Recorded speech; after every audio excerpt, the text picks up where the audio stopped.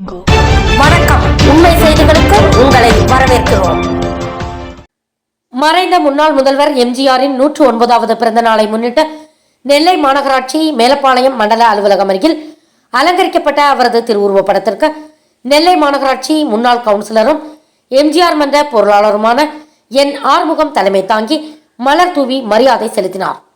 பொதுமக்களுக்கு இனிப்புகள் வழங்கி கொண்டாடினார்.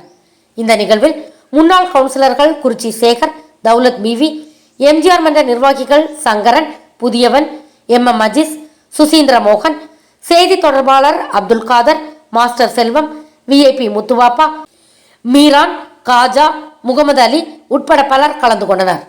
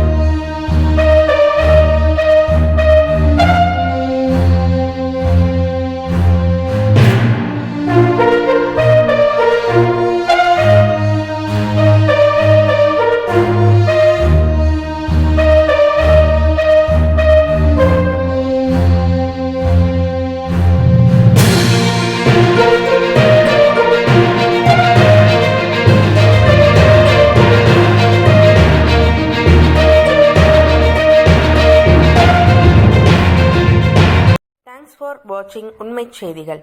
நெல்லை செய்திகளை உடனுக்குடன் தெரிந்து கொள்ள சேனலை சப்ஸ்கிரைப் பண்ணுங்க, லைக் பண்ணுங்க, ஷேர் பண்ணுங்க.